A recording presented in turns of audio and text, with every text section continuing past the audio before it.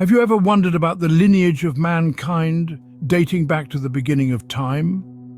Let us embark on a captivating journey tracing the descendants of Adam, the first man according to the ancient texts of Genesis chapter 5. Our story commences with Adam, formed from the dust of the ground by the divine hand. Adam's lifespan stretched to 930 years, a testament to the longevity of early mankind. From Adam sprang Seth, the appointed one, who lived for 912 years, continuing the human lineage. Enoch, the seventh from Adam, is a figure shrouded in mystery. He walked with God, we're told, and then he was no more, for God took him away. His life, though shorter than his predecessors at a mere 365 years, was remarkable in its divine interaction. Methuselah, Enoch's son, holds the record for the longest human lifespan in these ancient texts, an astounding 969 years. Could you fathom living for nearly a millennium? Methuselah's name has become synonymous with longevity, his life a testament to the early days of mankind. But the lineage doesn't end there. From Methuselah came Lamech, and from Lamech sprang Noah, the 10th generation from Adam. Noah, a man set apart, destined to play a crucial role in the survival of mankind's lineage. Each descendant from Adam to Noah carries a unique tale, a fragment of the grand tapestry of humanity's early history. Their stories, filled with mystery and intrigue, offer a glimpse into a time far removed from our own, a time of extraordinary lifespans and divine interaction. The descendants of Adam, each with their distinct narratives, are more than just names in an ancient genealogy. They represent the continuation of the human race, a lineage that has survived and thrived through the millennia. And so, the lineage of mankind continued, leading us to the doorstep of a man named Noah. This is where our exploration of Genesis chapter 6 will begin, as we delve into the life of Noah and the world-changing events that were about to unfold. Imagine living almost a millennium. What secrets to life could you uncover in such a vast span of time?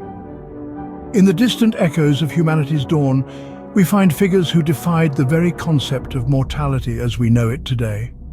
Genesis, the first book of the Bible, paints a vivid picture of early mankind's extraordinary longevity, a narrative that leaves us spellbound. Perhaps the most prominent among these ancient beings was Methuselah, who, according to Genesis, lived an astonishing 969 years. That's nearly a millennium. Just imagine the wisdom and experiences accumulated over such an extensive lifetime, the mysteries unlocked, the transformations witnessed. But Methuselah wasn't alone. Many of his contemporaries also boasted lifespans that far exceed what we consider normal today. These ancient individuals lived through centuries, experiencing the world in a way that's almost unfathomable to us now. So, what could have led to such incredible longevity? Was it something in their genetics, or perhaps the conditions of the world around them? The answers remain shrouded in mystery, a fascinating puzzle waiting to be solved.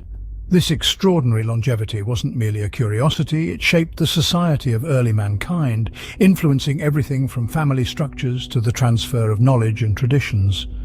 With each passing generation, the world was changing, setting the stage for a great shift. Just imagine what world-changing events might have been witnessed by those who lived almost 1,000 years. It's a tantalizing thought, isn't it? With each passing generation, the world was changing, setting the stage for a great shift. But what happens when a world so beautifully created starts to decay from within? Imagine a paradise, a utopia of sorts, where mankind lived in harmony with nature and each other. Yet as time passed, this idyllic world began to crumble. It wasn't due to a natural catastrophe or an external invasion, but from something far more insidious. Corruption from within? Yes, mankind, the crown of creation, began to succumb to the allure of wickedness and evil. This corruption wasn't a mere thieving or lying. It was a deep-rooted wickedness that permeated every facet of life. It tainted the hearts of men, women, and even children. The world was no longer a place of love and unity.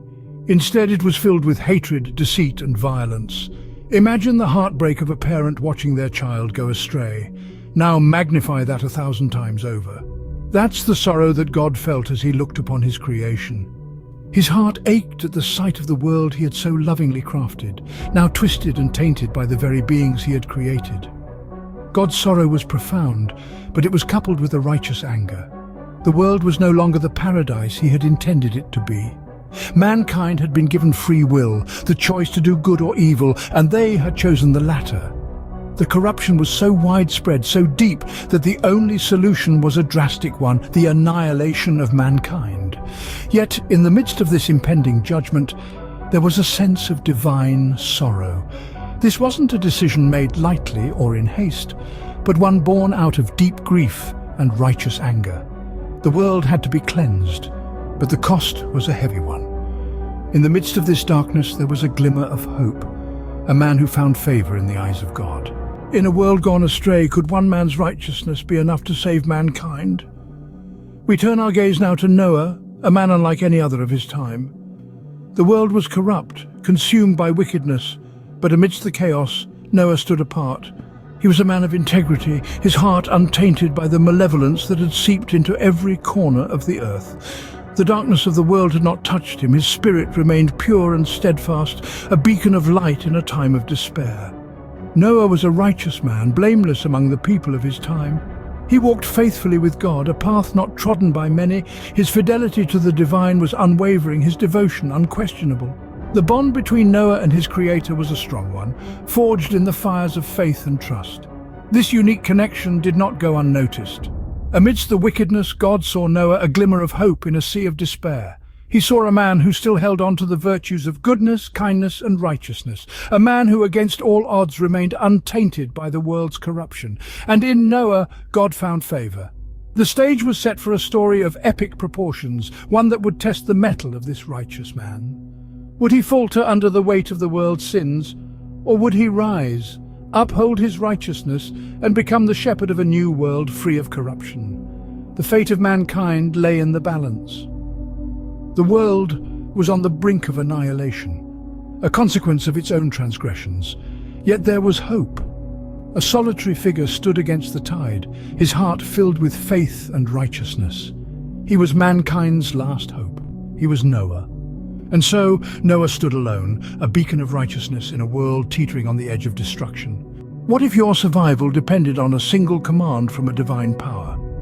Imagine yourself in the shoes of Noah, a man of righteousness in an era of wickedness, receiving a divine directive that would test his faith and determine the future of all life on earth. This, my friends, is where our tale takes an extraordinary turn. God, witnessing the corruption of his creation, decided to cleanse the earth, to start anew.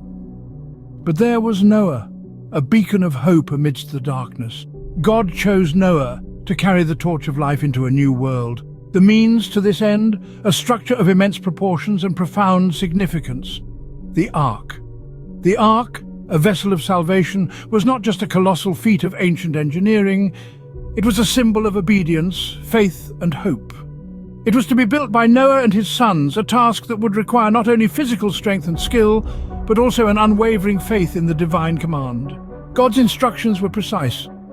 The Ark was to be made of gopher wood, a material believed to be strong and durable. It was to be coated inside and out with pitch, a substance to make it waterproof.